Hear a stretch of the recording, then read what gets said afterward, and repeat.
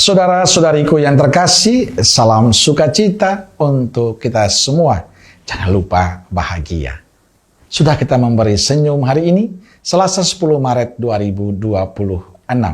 Hari biasa, pekan ketiga Prapaskah. Mari kita awali permenungan kita dengan tanda kemenangan Kristus dalam nama Bapa dan Putra Roh Kudus. Amin. Permenungan kita diambil dari Injil Matius bab 18 ayat 21 sampai 35.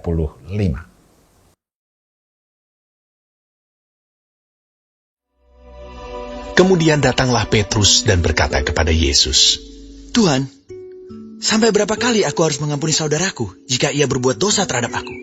Sampai 7 kali? Yesus berkata kepadanya, Bukan, aku berkata kepadamu, bukan sampai 7 kali, melainkan sampai 70 kali 7 kali. Sebab hal kerajaan surga seumpama seorang raja yang hendak mengadakan perhitungan dengan hamba-hambanya. Setelah ia mulai mengadakan perhitungan itu, dihadapkanlah kepadanya seorang yang berhutang 10.000 talenta. Tetapi karena orang itu tidak mampu melunaskan hutangnya, raja itu memerintahkan supaya ia dijual beserta anak istrinya dan segala miliknya untuk membayar hutangnya. Maka sujudlah hamba itu menyembah dia. Katanya, sabarlah dahulu, segala hutangku akan kulunaskan. Lalu tergeraklah hati raja itu oleh belas kasihan akan hamba itu, sehingga ia membebaskannya dan menghapuskan hutangnya. Tetapi ketika hamba itu keluar, ia bertemu dengan seorang hamba lain yang berhutang 100 dinar kepadanya. Ia menangkap dan mencekik kawannya itu. Katanya, bayar hutangmu. Maka sujudlah kawannya itu dan memohon kepadanya, sabarlah dahulu, hutangku itu akan kulunaskan.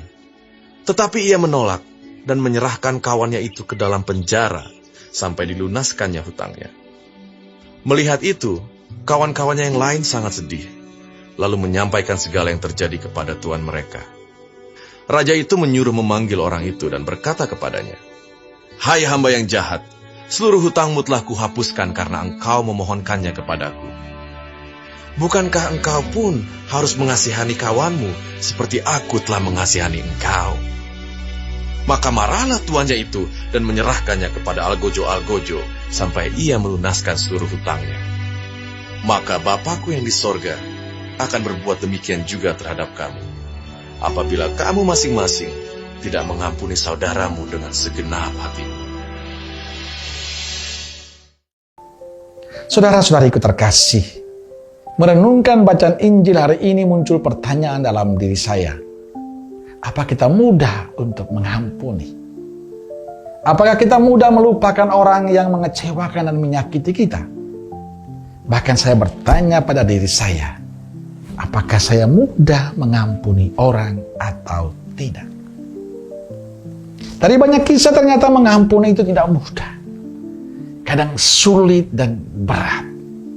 Karena mengampuni itu tidak mudah, maka Petrus bertanya kepada Yesus, Tuhan, sampai berapa kali aku harus mengampuni saudaraku jika ia berbuat dosa terhadapku?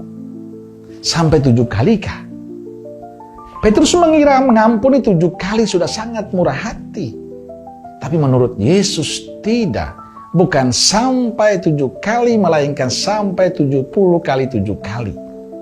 Artinya pengampunan itu tak terbatas dan terus-menerus. Saudaraku terkasih, menurut Injil hari ini pengampunan tidak memiliki batas jumlahnya atau syarat. Ini adalah sikap hati yang tulus, bukan perbuatan hitung-hitungan. Kita mampu mengampuni karena kita sadar bahwa kita telah diampuni oleh Allah atas dosa-dosa dan salah kita. Ketika kita mengampuni kesalahan orang lain, kita tidak perlu menghitungnya atau mengingatnya lagi. Pengampunan itu adalah sebuah keputusan untuk melupakan dan tidak mengingat-ingat lagi kesalahan sesama. Saudara-saudariku terkasih, kita akui bahwa semangat pengampunan yang diwariskan Yesus adalah sesuatu yang mudah kita wujudkan. Kita boleh bisa mengatakan apa saja, tapi bukan soal mudah atau tidak, tapi sebuah pilihan yang ditawarkan Yesus pada kita. Bila kita memilih menjadi murid Yesus, itu berarti kita memilih cara pengampunan Yesus dalam kehidupan beriman kita. Karena itulah yang dilakukan Yesus. Paus Fransiskus pernah mengatakan, mengapa orang Katolik harus memaafkan? Karena dia telah diampuni oleh Tuhan. Kita mendapatkan pengampunan dari Allah dengan cuma-cuma. Lalu pertanyaan, mengapa kita pelit untuk mengampuni sesama kita dengan cuma-cuma pula? Injil hari ini menginspirasi kita betapa indahnya mengampuni. Kita dipanggil untuk hidup dalam belas kasih Tuhan. Meneladani cara hidup Yesus yang telah lebih dahulu mengampuni. Karena dengan memberi pengampunan, kita memberikan harapan, sukacita, dan damai bagi diri dan sesama. Semoga hari ini kita membangun semangat pengampunan itu. Pada saat kita mengampuni, damai itu selalu menjadi milik kita. Amin.